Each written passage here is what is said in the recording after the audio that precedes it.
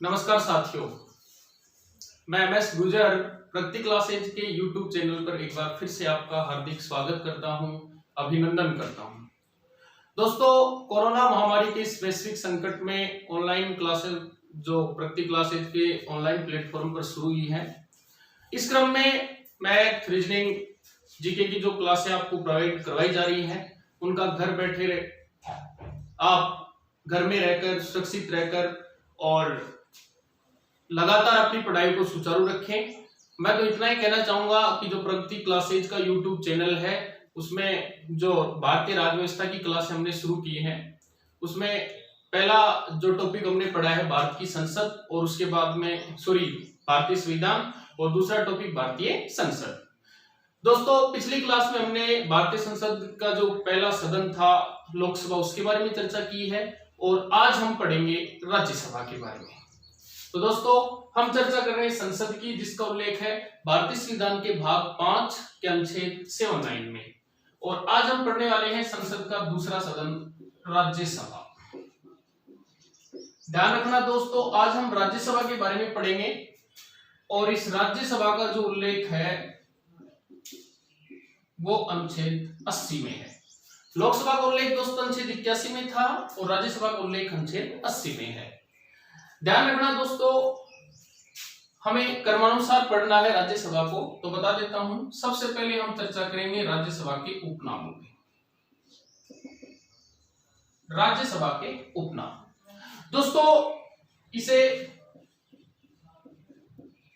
द्वितीय सदन कहा जाता है। राज्यसभा को द्वितीय सदन कहते हैं। इसे उच्च सदन भी कहा जाता है। राज्यसभा दोस्तों स्थायी सदन भी है। स्थायी सदन भी कहते हैं, उच्च सदन भी कहा जाता है, इसे द्वितीय सदन भी कहा जाता है। दोस्तों, ये विशिष्ट जन का सदन भी है।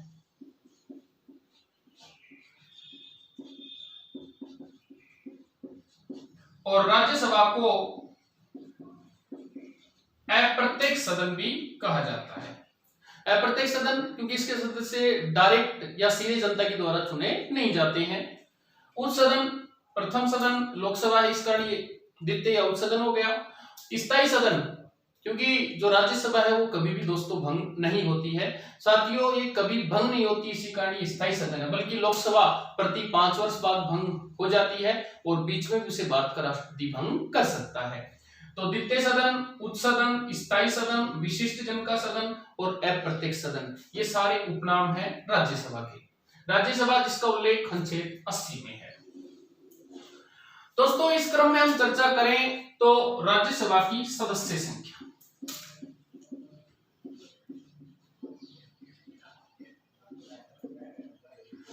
राज्यसभा की सदस्य संख्या पर हम चर्चा करें तो अधिकतम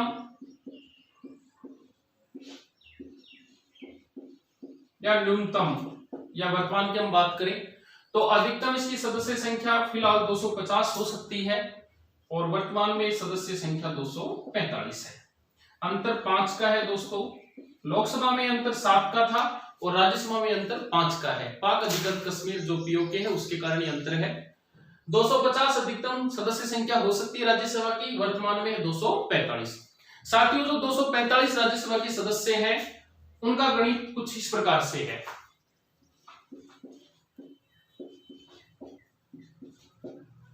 दो सौ 29 जो सदस्य हैं वो राज्यों से निर्वाचित होंगे। दोस्तों, इस चीज का आप ध्यान रखना, 229 जो सदस्य हैं वो राज्यों से निर्वाचित होंगे। भारत के जो समस्त राज्य हैं वो 229 सदस्य निर्वाचित करके राज्यसभा में भेजेंगे। 4 सदस्य हैं वो केंद्र शासित जो अपने प्रदेश हैं उनसे। मुख्य रूप से बात करें, 3 अकेली दिल्ली से और 1 पांडिचेरी से। 3 और 1 4, तो 4 सदस्य केंद्र शासित प्रदेशों से निर्वाचित होंगे दोस्तों। और 12 सदस्य होंगे साथियों मनोनीत। ध्यान रखना, 12 जो सदस्य होंगे वो मनोनीत किए जाएंगे, और मनोनीत करेगा भारत का राष्ट्रपति। कंफ्यूज नहीं होना है। लोकसभा में भी भारत का राष्ट्रपति 2 सदस्य मनोनीत करता है जो आंग्ल भारतीय समुदाय से संबंध रखते हैं, परंतु राज्यसभा में 12 सदस्यों को मनोनीत करता है, राष्ट्रपति ही करता है, अनुच्छेद 80 के तहत ही करता है। पर ये जो 12 सदस्य हैं दोस्तों, उनको कला, विज्ञान, साहित्य व समाज सेवा में ख्याति प्राप्त होनी चाहिए। कला, विज्ञान, साहित्य एवं समाज सेवा में ख्याति प्राप्त 12 सदस्यों का मनोनयन भारत का राष्ट्रपति राज्यसभा में कर सकता है या करता है। तो 229 राज्यों से निर्वाचित, 4 केंद्र शासित प्रदेशों से निर्वाचित और 12 मनोनीत करेगा भारत का राष्ट्रपति, और कला, विज्ञान, साहित्य अथवा समाज सेवा में ख्याति प्राप्त सदस्यों को। तो दोस्तों 229, 4 33 और 12 45, यानी कुल सदस्य संख्या होगी 245।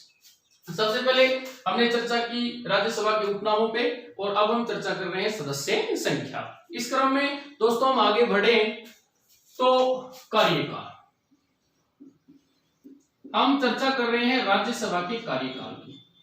तो कार्यकाल, सबसे पहले सदन और फिर इसके सदस्य, इनको अलग अलग समझना होगा। सदन यानी कि राज्यसभा, तो दोस्तों पहले ही चर्चा कर ली गई है कि राज्यसभा एक स्थायी सदन है, इसका कोई कार्यकाल नहीं होता क्योंकि ये कभी भंग नहीं होती है। तो सदन जो है वो है स्थायी है,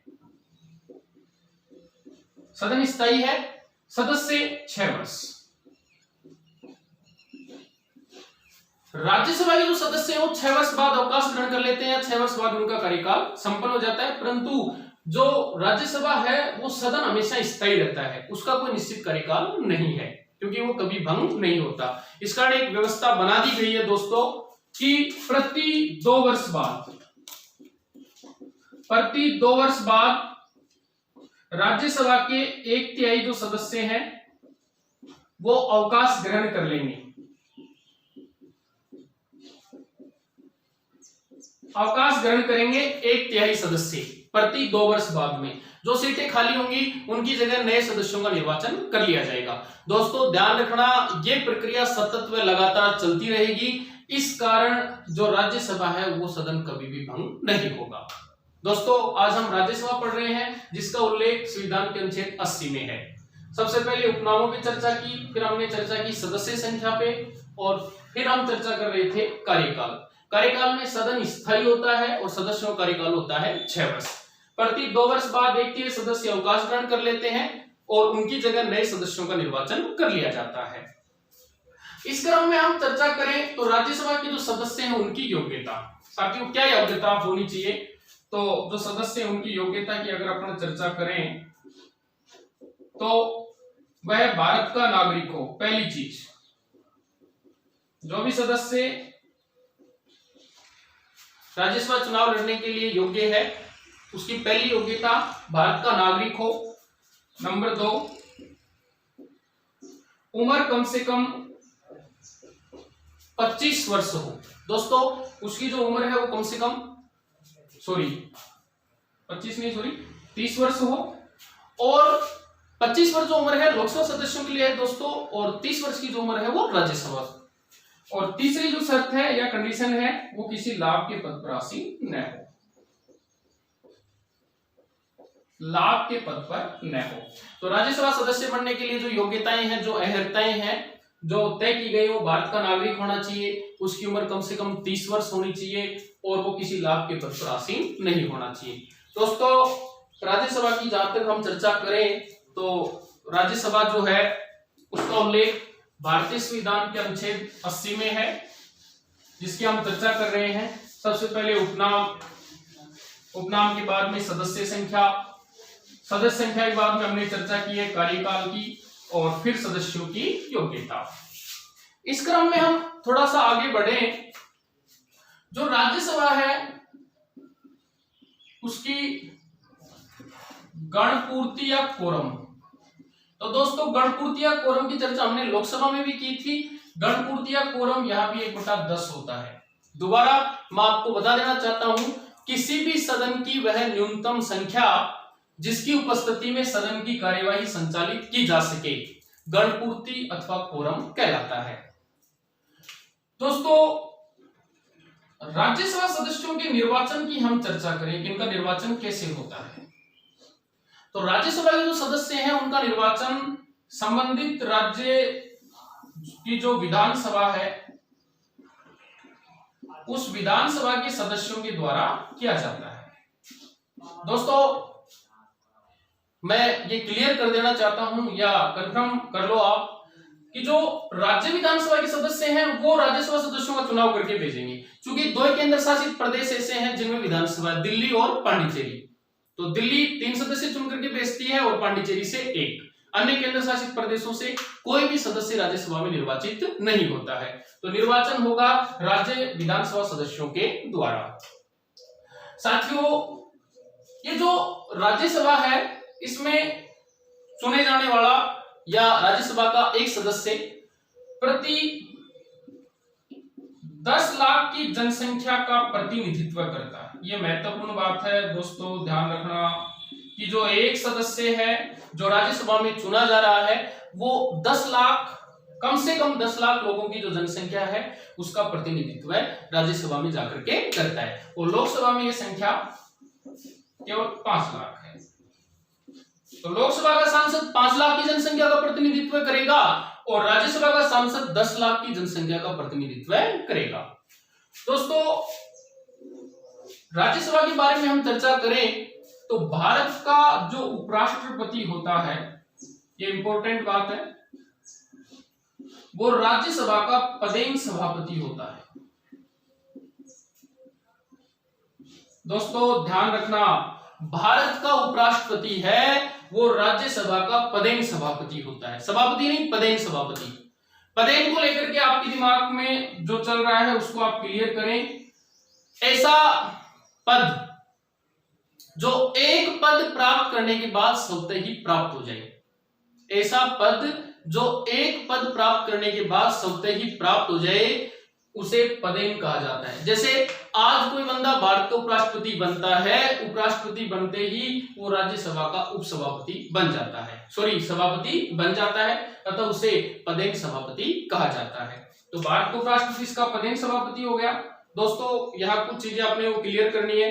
एक तो उपराष्ट्रपति राज्यसभा का सदस्य नहीं होता है, पहली बात। पहली चर्चा तो यही करनी है कि भारत का जो उपराष्ट्रपति है वो राज्यसभा का सदस्य नहीं है, वो केवल पदेन सभापति है। भारत के उपराष्ट्रपति का कार्यकाल 5 वर्ष का होता है।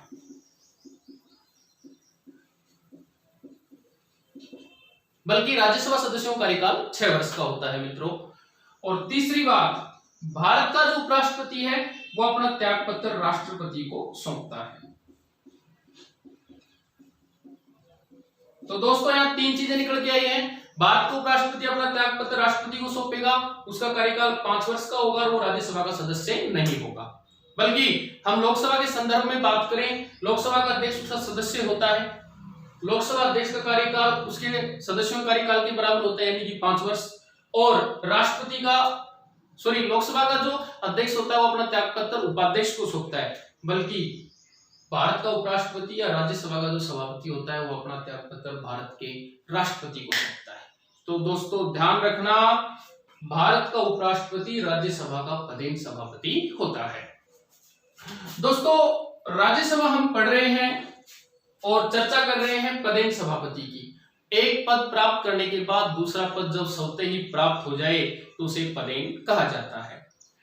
इस क्रम में हम थोड़ी सी चर्चा करें जो परीक्षा उपयोगी भी है, विशेष है और महत्वपूर्ण भी है। राज्यसभा की विशेष अधिकार। दोस्तों इन पे आपको विशेष फोकस करना है कि राज्यसभा के पास ऐसे कौन से अधिकार हैं जो लोकसभा को प्राप्त नहीं है परंतु राज्यसभा को प्राप्त है। तो जो राज्यसभा के विशेष अधिकार मुख्य रूप से 3 हैं। हम चर्चा कर रहे हैं नंबर 1,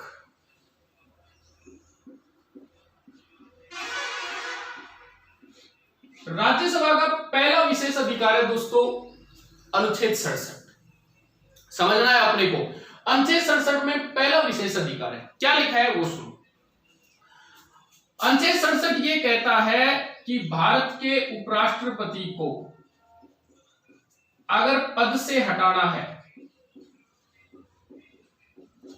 भारत के उपराष्ट्रपति को अगर पद से हटाना है तो इसकी पहल साथियों राज्यसभा के द्वारा की जाएगी। ये महत्वपूर्ण बात है। हम पढ़ रहे हैं राज्यसभा के विशेष अधिकार। पहला अनुच्छेद 67। अनुच्छेद 67 ये कहता है कि भारत के उपराष्ट्रपति को हटाने की पहल केवल राज्यसभा करेगी।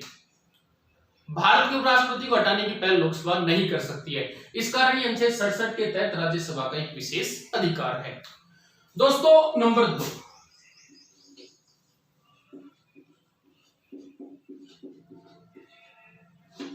दूसरा जो विशेष अधिकार है वो है अनुच्छेद 249 249। अनुच्छेद 249 में क्या है साथियों, सुनो।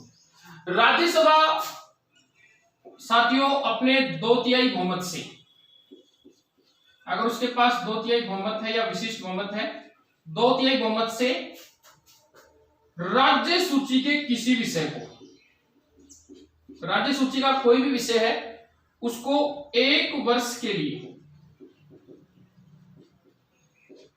संघ सूची का बना सकती है, या दूसरे शब्दों में कहें राष्ट्रीय महत्व का घोषित कर सकती है। दोबारा समझो, अनुच्छेद 249 के अनुसार यह साफ तय किया गया है कि राज्यसभा अपने 2/3 बहुमत से, साथियों राज्यसभा अपने 2/3 अथवा विशिष्ट बहुमत से राज्य सूची के किसी विषय को 1 वर्ष के लिए संघ सूची का घोषित कर सकती है या उसे राष्ट्रीय महत्व का बना सकती है। अब अगले 1 वर्ष वो जो विषय है उस पर केंद्र सरकार या सेंट्रल गवर्नमेंट के द्वारा ही कानून बनाए जाएंगे। और तीसरा जो विशेष अधिकार है साथियों, महत्वपूर्ण है, अनुच्छेद 312। अनुच्छेद 67, अनुच्छेद 249 और अब हम चर्चा कर रहे हैं अनुच्छेद 312। साथियों अनुच्छेद 312 के अनुसार राज्यसभा अपने 2/3 बहुमत से, समझना इसको, राज्यसभा अपने 2/3 बहुमत से नई अखिल भारतीय सेवा का सृजन कर सकती है। नई अखिल भारतीय सेवा, एक नई सिविल सर्विस बना सकती है राज्यसभा अगर उसके पास 2/3 बहुमत है, और यह कहता है अनुच्छेद 312। और ऐसा हुआ है दोस्तों, सन 1966 में राज्यसभा ने एक नई अखिल भारतीय सेवा का सृजन किया था। इसे IFS कहा जाता है, इंडियन फॉरेस्ट सर्विस, भारतीय वन सेवा। और भारतीय वन सेवा की शुरुआत 1966 में की गई, राज्यसभा के द्वारा की गई अनुच्छेद 312 का प्रयोग करके। दोस्तों यह एक चीज आपको क्लियर करनी है, वर्तमान में भारत में 3 अखिल भारतीय सेवाएं हैं, IAS, IPS और IFS। पहली IAS इंडियन एडमिनिस्ट्रेशन सर्विस, भारतीय प्रशासनिक सेवा, इंडियन पुलिस सर्विस, भारतीय पुलिस सेवा। ये दोनों मूल संविधान में थी दोस्तों, ध्यान रखना, ये दोनों ही सेवाएं थी जो मूल संविधान में थी। और तीसरी IFS भारतीय वन सेवा, और भारतीय वन सेवा का सृजन 1966 में राज्यसभा के द्वारा किया गया था। तो दोस्तों ध्यान रखना, अनुच्छेद 312 के तहत राज्यसभा नई अखिल भारतीय सेवा का सृजन कर सकती है, जैसा कि 1966 में उसने IFS या भारतीय वन सेवा का सृजन किया था। तो हम चर्चा कर रहे थे राज्यसभा के विशेष अधिकारों पर। अनुच्छेद 67 के तहत भारत का उपराष्ट्रपति अगर पद से हटाया जा रहा है तो उसकी पहल राज्यसभा करेगी। नंबर 2 अनुच्छेद 249 राज्य सूची के किसी भी विषय को 1 वर्ष के लिए राष्ट्रीय महत्व का घोषित कर सकेगी अगर उसके पास 2/3 बहुमत है। अनुच्छेद 312 राज्यसभा अपने 2/3 बहुमत से नई अखिल भारतीय सेवा का सृजन भी कर सकेगी। दोस्तों राज्यसभा में हम आगे की अगर चर्चा करें तो राज्यसभा एक स्थायी सदन है और राज्यसभा कभी भी भंग नहीं होती है। राज्यसभा का पहली बार जो गठन हुआ वहां से लेकर और वर्तमान स्थिति पर हम प्रकाश डालें तो पहली बार राज्यसभा का गठन 1952 में हुआ था। दोस्तों राज्यसभा का पहली बार जो गठन हुआ 1952 में हुआ। राज्यसभा के प्रथम सभापति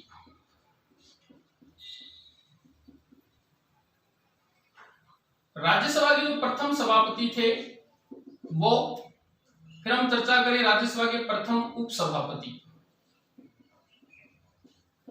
ये दोनों महत्वपूर्ण चीजें हैं, प्रथम सभापति और प्रथम उपसभापति। प्रथम सभापति की बात करें दोस्तों तो सर्वपल्ली डॉक्टर राधाकृष्णन, जो कि भारत के प्रथम उपराष्ट्रपति भी थे और उपराष्ट्रपति राज्यसभा का पदेन सभापति होता है। तो प्रथम सभापति सर्वपल्ली डॉक्टर राधाकृष्णन हो गए। और प्रथम उपसभापति की हम चर्चा करें तो साथियों ध्यान रखना, कृष्णमूर्ति राव। कृष्णमूर्ति राव राज्यसभा के प्रथम उपसभापति थे। साथियों हम बात करें वर्तमान की तो वर्तमान सभापति, तो वर्तमान में जो भारत के उपराष्ट्रपति हैं वो बताएंगे अभी, और वर्तमान उपसभापति। वर्तमान में राज्यसभा की जो सभापति हैं दोस्तों वो है एम वेंकैया नायडू, जो वर्तमान में भारत के उपराष्ट्रपति हैं, जो वर्तमान में राज्यसभा के सभापति भी हैं। और बात करें उपसभापति की तो उपसभापति वर्तमान में जो है वो है साथियों हरिवंश नारायण। वर्तमान में जो उपसभापति है वो है हरिवंश नारायण। तो उपसभापति हरिवंश नारायण, वर्तमान सभापति एम वेंकैया नायडू।